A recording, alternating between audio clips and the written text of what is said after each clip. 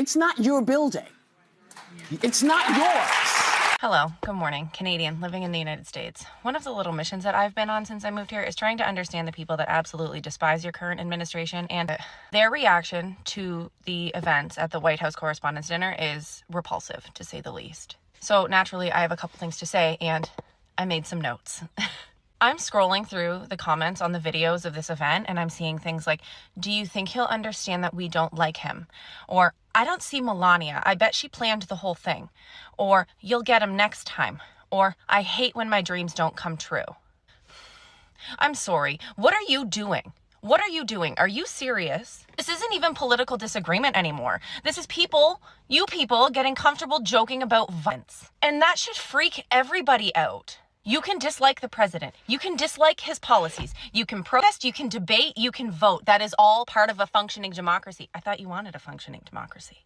But joking about attempted assassins and normalizing that, respectfully, that is not activism, and you have a serious problem. Some of you people on the left are so very mentally unwell that it is extremely concerning. Because you are the same people who preach that we're about empathy and kindness and love and inclusion. Where is that energy right now?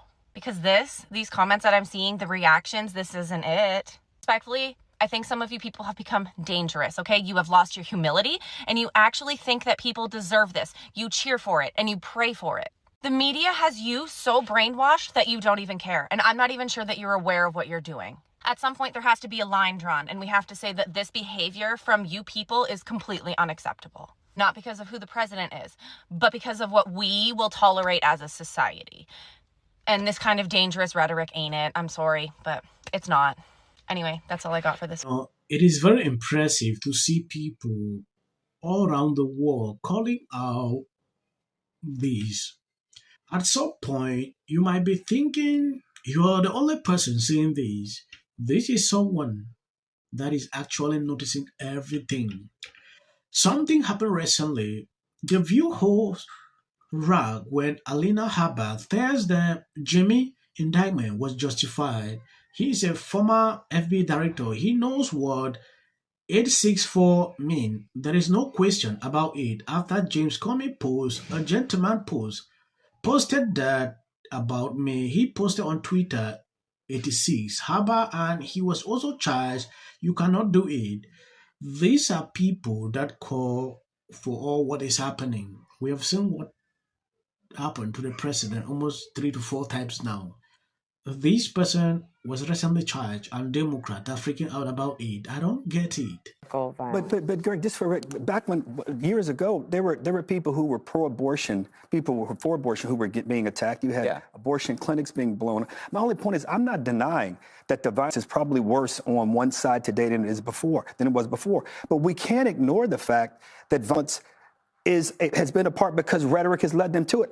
What I'm saying is I'm not comfortable, and I'm not saying you are either. I'm not saying it's okay if it's the Republicans doing it, not me. I'm not talking about you, and I think Harold. some people, I know, and I'm not talking about you. I think some people are okay with it, saying it's them.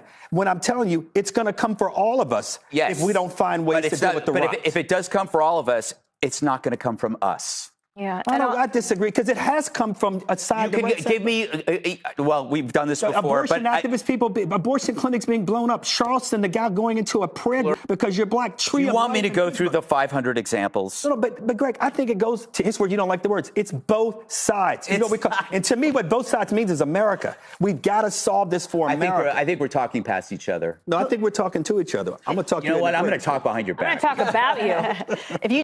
It's not your building. It's not yours. That's the first thing. This belongs to the people of the United States of America. It is not your building.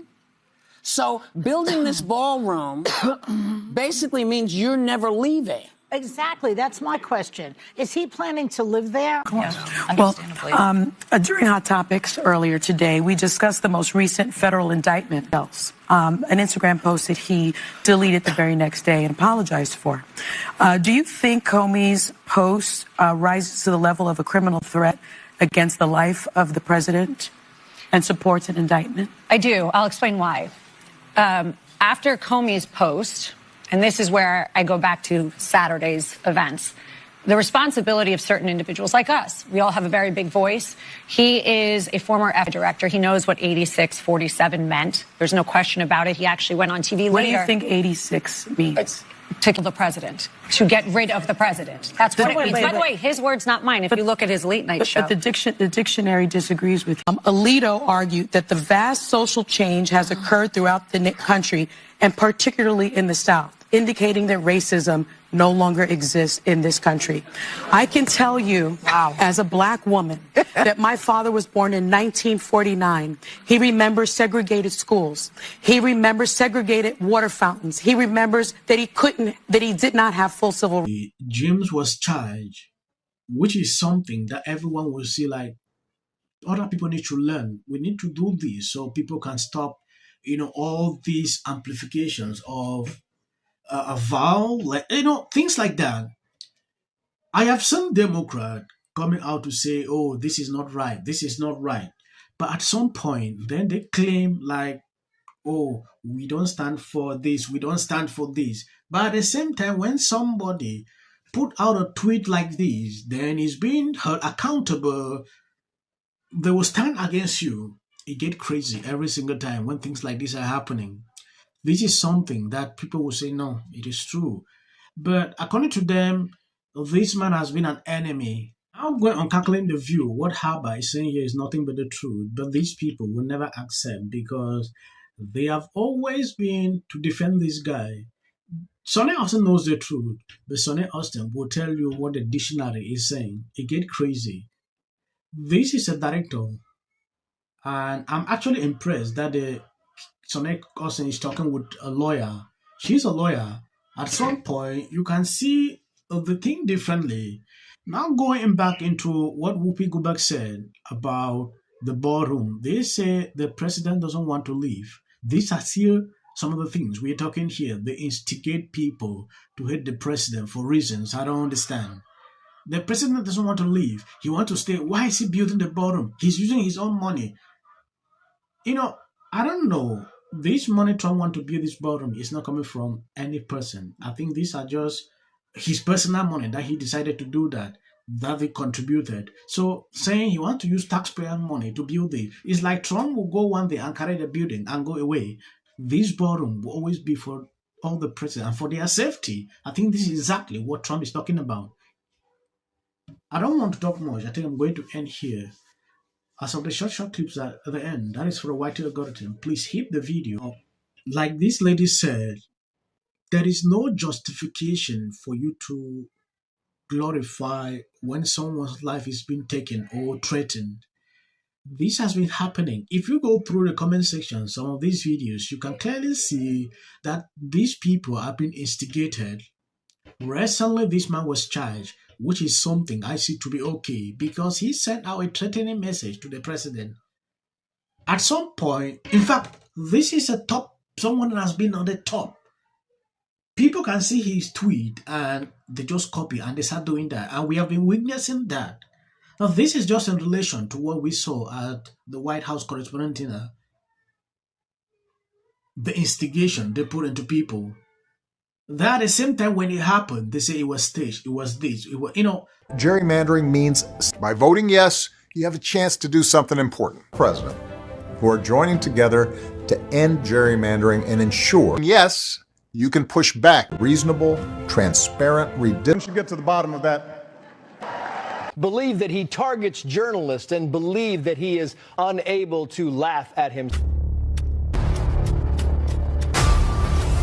Inside, they started. It'll be more access to the leader of the free world. This week, which was the state of Virginia, they gerrymandered the state. And I have to sound like a 5-year-old, but Trump started it. The win in yesterday's redistricting. It's going to lose their congressional representation. How do you think? Until the First Lady brought them back with her surprise statement last week. How does this benefit? I'm an actor. Creative content. Why are you not looking forward to the White House fight? Well, it's kind of a gimmick. I have 300. Was exactly. Yeah. Yes, I have an issue with that thing that she said. I don't know this woman. I will definitely Look her up. I'm a fan of Mom Donnie's. I'm a fan of, yeah.